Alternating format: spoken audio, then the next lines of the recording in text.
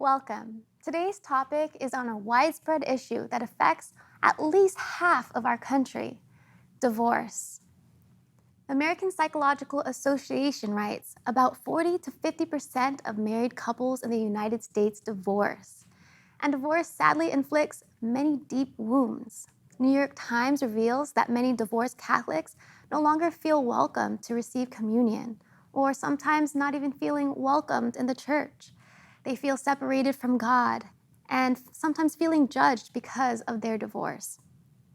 The USA Today writes, divorce can be an emotionally wrenching experience that can fracture families. And for many children, divorce leaves scars that never heal. That last comment really struck a chord with me because as a spiritual director and former youth and young adult minister, I have directees and youth and young adults who all share with me their deep sorrow and their deep struggle as being children of divorce. Some of them will share with me their frustration in being shuttled to and from their various parents' homes, as well as being sometimes placed in the middle of their parents' arguments. They also express how they have a hard time trusting in their relationships with their significant other, how sometimes they even lack trust in the marriage institution because they felt like their parents' marriage didn't go very well. So what's the point?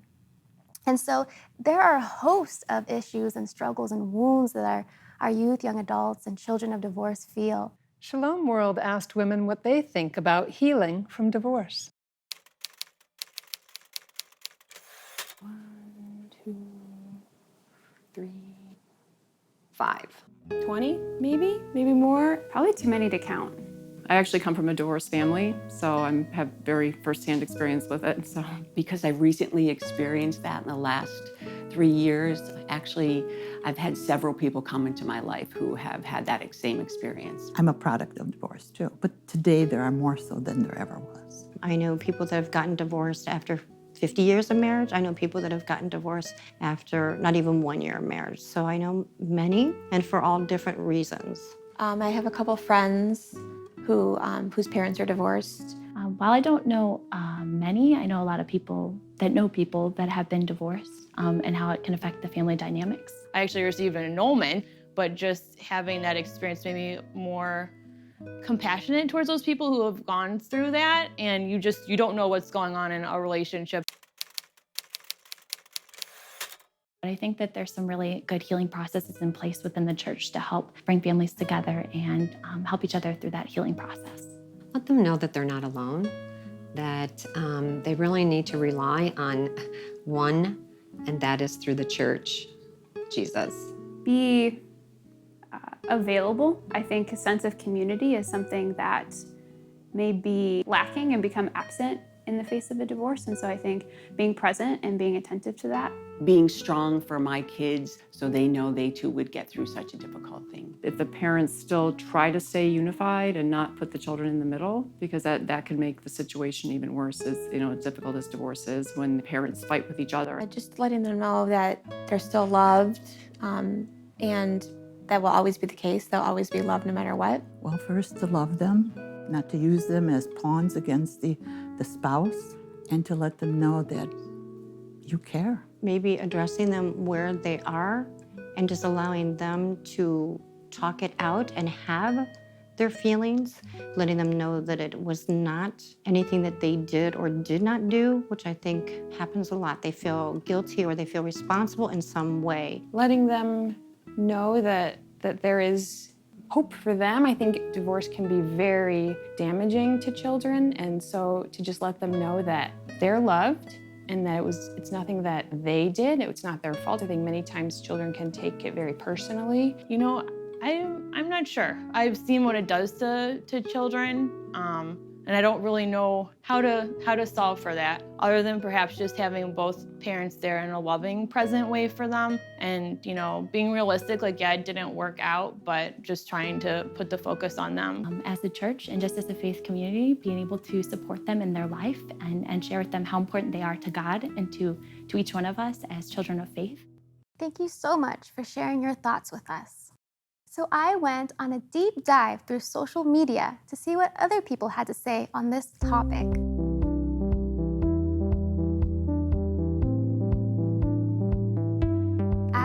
Bark, I never wish a happy family divorce. It sucks on the children more than the parents. Nikki writes, it makes me sad how common divorce has become. At Bryn Perigo, seeing young kids have to go through their parents getting a divorce breaks my heart. Divorce hurts the kids more than it hurts the parents. So much there about pain, people really suffering. We have to remember them in our prayers every day. I am so pleased and so incredibly blessed to be able to introduce Mary Lou Rosine. Mary Lou Rosine is a Catholic wife and mother to 7, plus a foster son. She is an RCIA coordinator, a popular speaker, and the author of many articles and books, including Managing Stress with the Help of Your Catholic Faith, Catholic Family Boot Camp, The Joy-Filled Broken Heart, and the 3 Things Divorced Catholics Need to Know.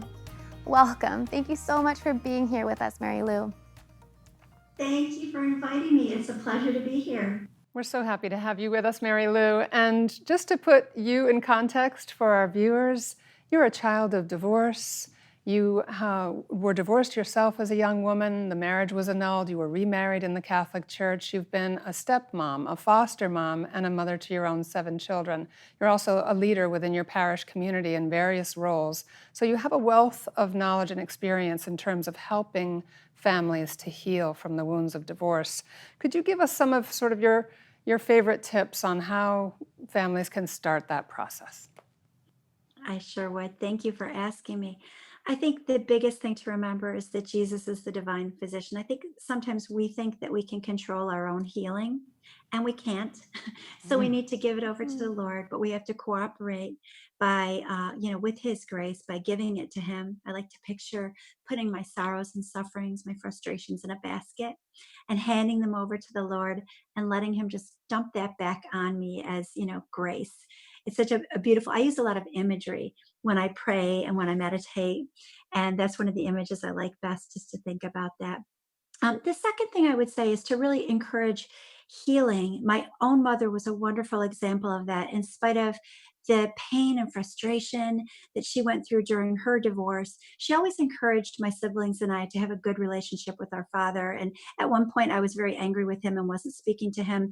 And she said to me, how will you feel? And I think this is a good rule going through the divorce process entirely, no matter who you are. How will you feel looking back on this moment? How will you feel if you don't do everything you can to be the person that God wants you to be and reconcile that relationship? I think that for parents to get the professional help that they need, and also to get professional help for their children if they see that their children are really suffering and really stuck, that's a very good thing to work on, to not think that we have to do it all ourselves. And just like they say in airplanes, to put your own air mask, oxygen mask on first, you've got to take care of your own healing to heal your children. You can't split yourself, which would kind of lead me into another thought too. And that is that let other people help you heal your children. Don't expect that in your grief and your pain, you can do everything yourself, because you're not able to. So find good people to have in your children's lives to provide that for them. And I think a great tip is to remember that even in the middle of maybe intense anger at an ex-spouse, for parents to remember that they would not have the gift of their child if they hadn't been with that other person. So one thing we tell my stepson all the time is that his mom is the most important gift and the most important guest we could ever have to our house, because without her, he doesn't exist. There are so many divorced couples who feel as if they are no longer welcomed in the church. They feel estranged from it. What words of encouragement would you like to offer to those individuals? I'd like to first share a story of my own. When I was a very young woman, 26, I went through my divorce. And I remember the first thing I did just instinctually was to run back to Mass, to run back to daily Mass. And I remember sitting there, and of course, the reading was, husbands, love your wives. Oh. And I was so raw. I was so raw and in pain. And I felt like the church was stabbing me with the words, of Christ. It was so painful. But what we have to remember, we have to step back from that pain a little bit and kind of see the bigger picture. And we have to remember that just like when we go to the hospital, when we're sick, some of the things that have to be done to us in the hospital are painful. They're not always comfy and nice and wonderful, and, but that's how we heal. That the church is also a hospital for us. And that although it might be uncomfortable to sit there, really open your heart up and see what God is trying to teach you, even in those painful readings. The other thing I would say is that a lot of pain people experience in church when they're going through a divorce actually revolves around misunderstandings of what the church teaches, either about marriage or annulments or reception of the sacraments. You touched on that earlier. And the best place to start with all that is to contact your parish priest and sit down with him, have a conversation, find out what the church really teaches. I remember I worked with one woman who was suffering greatly and had not stepped foot in a church since her divorce. She thought she wasn't allowed. I believe that's actually the word she used, that she wasn't allowed at Mass. And I said, that's never true. Everybody's allowed at Mass. And so I brought her with me to Mass, and she cried through the entire Mass with gratitude, tears of hope and gratitude that she was home again. It was such a blessing for me to accompany her in that journey and to help dispel some of the things she was thinking.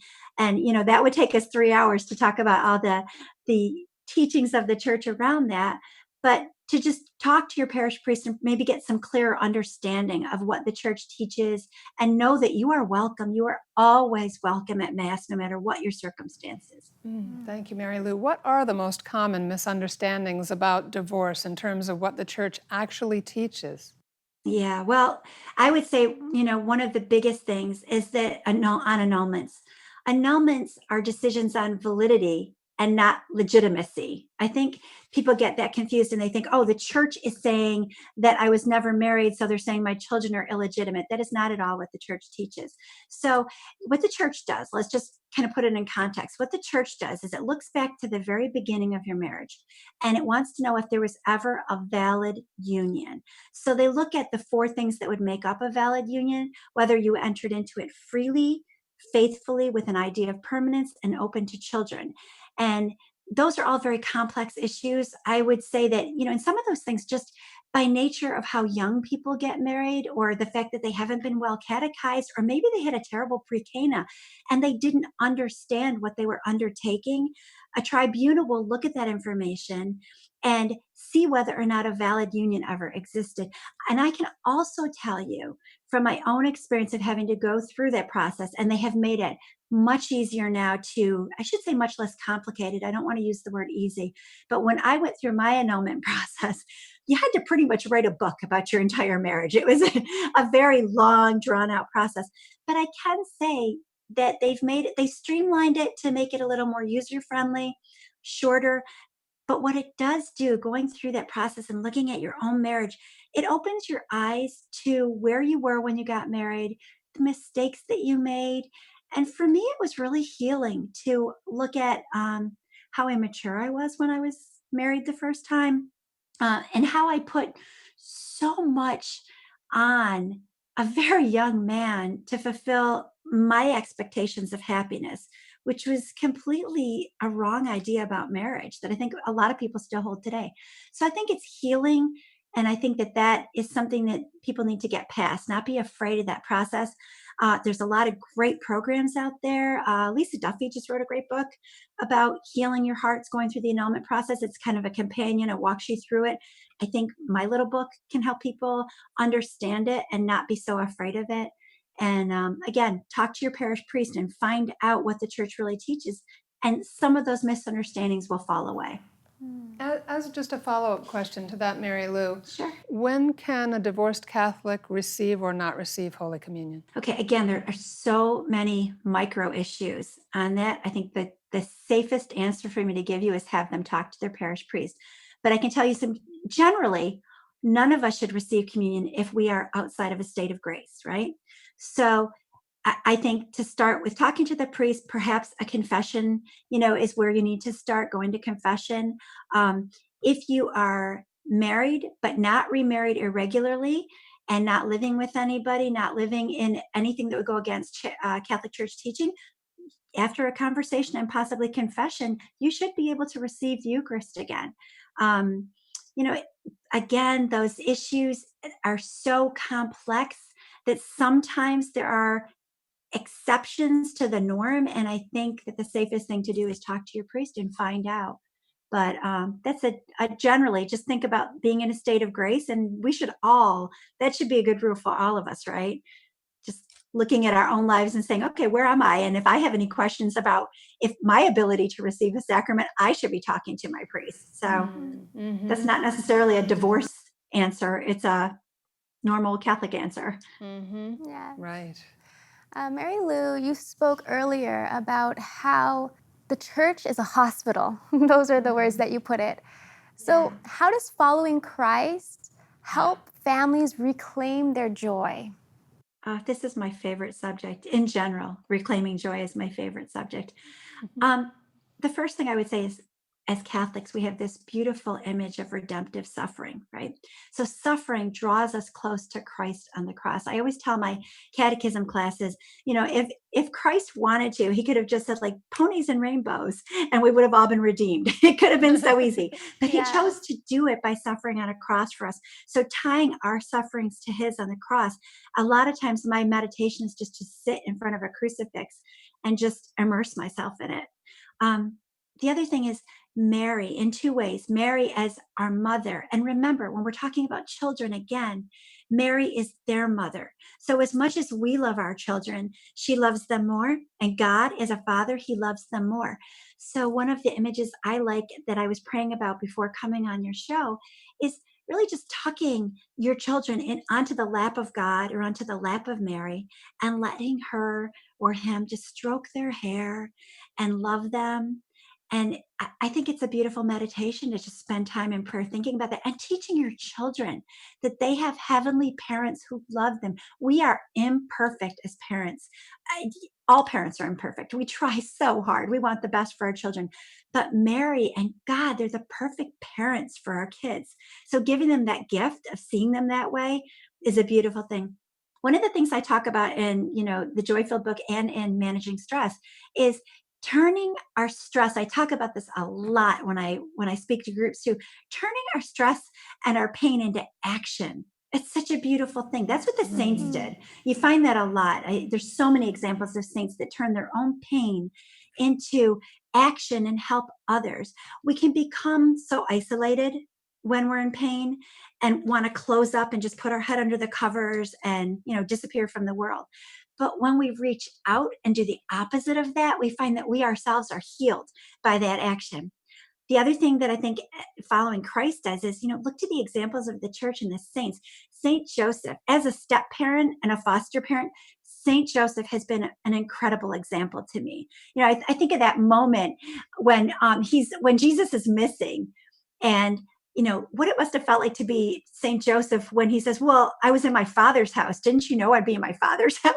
Like there must have been a little tiny sword that pierced Saint Joseph's heart too, going, ugh, but I thought I was your dad, and I think you have those moments in step parenting a lot. A lot. And I think he's a great example of stepping back and recognizing that. And St. Helen, the mother of Constantine, she's the woman who found the cross, the true cross. She's the patron saint of divorced persons. So that's a great example. The other thing is there's always a hidden joy. One of the greatest lessons I've learned from being a step parent, I have my foster son is now married and I have a grandbaby. And I've learned to be a really good mother-in-law. And I think it's going to help my other children who are close to that point in their lives too, because of being a good step parent. It teaches you to step back and let someone else have that mother role, but still love with a mother's heart and to be there for them, but maybe not put your 2 cents in, because it's not always, your stepchildren don't always want to hear your 2 cents, and neither do your daughters-in-laws or sons-in-laws. So there's always a blessing, So I think those are the ways that following Christ can really help heal our broken hearts. I feel like, too, everything that's broken, he brings good from. When we just give it to him, like you meditating on the crucifix, that's so powerful, just bringing our broken selves to him. Mary Lou, children often feel so powerless. How can parents help their children cope with the new reality that their parents no longer live in the same house? Well, I think the first thing they need to do is reframe their own thinking. They have to realize that just because their children experience the same event, it doesn't mean they had the same experience. So they have to step back from that a little bit and put their children first, try to work together as much as possible. I know one couple that they would do this really, really well. They come to all their children's events together. They send each other pictures. They'll post and they'll tag each other on Facebook. I don't even know if they struggle apart from each other at all because publicly and to their children, they're very unified. And I think to remember that if the parent who's staying with the child, I've heard this from a lot of people when their kids go to visit the parent left at home is, lonely and feeling abandoned, to just remember for a minute that the children are going through that experience all the time. Every time they're with one parent, they're away from the other parent. So they have feelings of guilt, of they should be with one parent when they're with the other one, or that they're missing one, or they might not want to say that they had a great time with dad when they're with mom. So really kind of to step back to really listen, let the children listen, or let the children speak and put that in a safe environment. Create a safe environment for them to say, don't be rolling your eyes when they're telling you something. And the other thing I would say is for parents to really consider not rushing into new relationships until they feel their children are on solid ground. I think sometimes parents recover from divorce a little bit faster than their kids do. And the kids need a little bit more time to heal their own hearts and to be in a better place. And I know as adults, it's almost a natural instinct to try to fill that void with another person. But when we do that, we can actually be re-injuring our children. So really take those things slow, have conversations with your children. If you are seeing somebody, perhaps don't introduce them to the children till that new relationship's on solid ground, because it can be very confusing for children to have all these people coming in and out of their lives. So those are some of the ideas that I have for really helping them transition. The other thing is simple things. Don't pack a bag every time. Let them have two complete households. They should have a room in each house. They should have toothbrushes at each house. It shouldn't be like they're living in transition all the time. They should feel like they have two homes, not that they're being shuttled back and forth.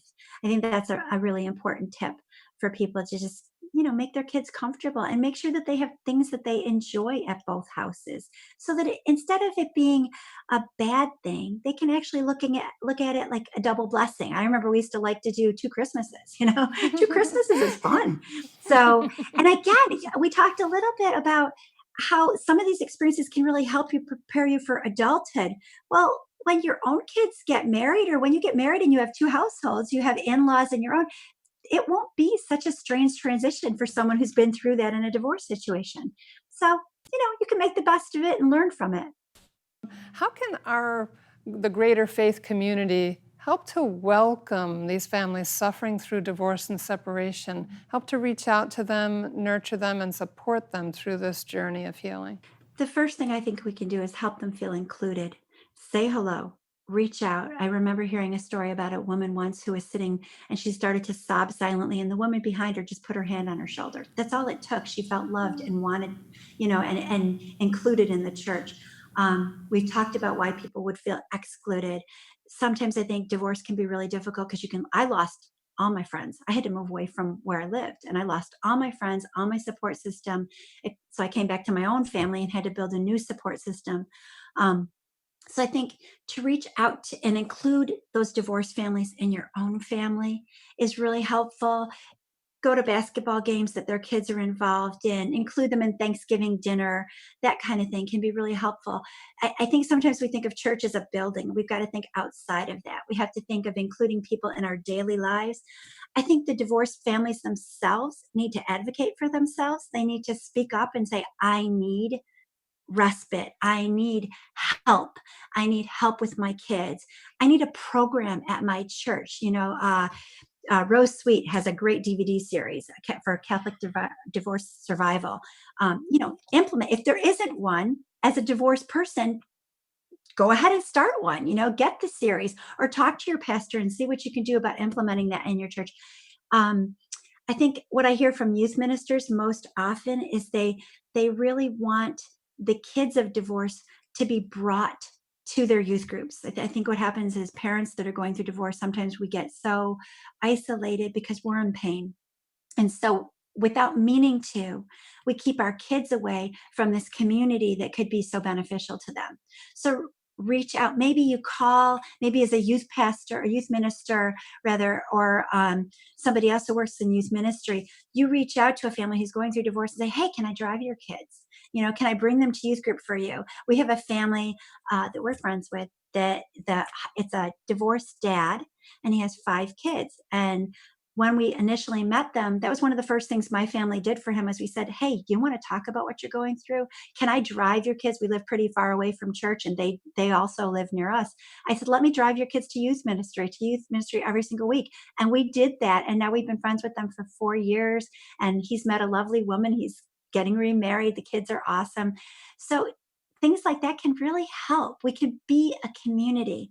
Okay, again, going back to that church as a hospital thing, we have to all be the nurses and doctors in that hospital. We have to reach out to people who are going through pain. And I don't think that's just for divorced families. I think that's for any family. Think of the young widow. Think of somebody who's a single parent, maybe was never married at all. They can also feel excluded because they hear about families all the time, families, husbands, wives, and they're thinking, well, where do I fit into this? So I think we should reach out to anybody in our community that is feeling excluded or on the outside and bring them in. That's such a good rule of thumb. And I also love that you encouraged people who are going through the pain of these situations, if there is no program, to ask for it, to be willing to make a contribution, because I feel like so many of the needs of our church right now in terms of healing need to come from the laity. And as you were mentioning, yourself and Lisa and Rose, who have all created resources, these are the lay people seeing a need and filling them, and we can do that on the micro level too in our own parish communities. Mary Lou, thank you so much. I'm going to close for our viewers by just sharing one little recommendation of my own, and that's that I've known a number of women who have been through the pain of divorce. And one of the things that comes up is they say that they had the comfort of other couples that they did things with. And by virtue of those connections, their children had social connections as well to those families. And sometimes the awkwardness that occurs after a couple splits is that they don't want to take sides, or they don't know how to include that single person now in their couple's environment. And so that isolation increases, and it really impacts the children too. So we've got to find workarounds. We've got to make our sacrifices and our prayers for these people and ask God to show us new and creative ways to welcome them and to continue that connectedness. And so we just thank you for joining us. Let's all just remember to pray for people who are suffering within our communities and ask God to show us how we can pitch in and help as well. Thank you so much. We're praying for you. Please pray for us too. God bless you.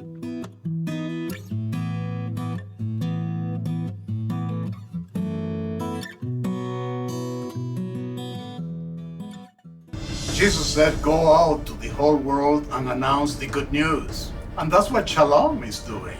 It's bringing the good news of the Holy Spirit in action, renewing the face of the earth so that all people may know how good is the Lord, how beautiful is the work of salvation. Thank you, Shalom, for all you do to reach out, to lead the faith forward. And may Almighty God bless you, the Father, and the Son, and the Holy Spirit. Shalom World, God's own channel.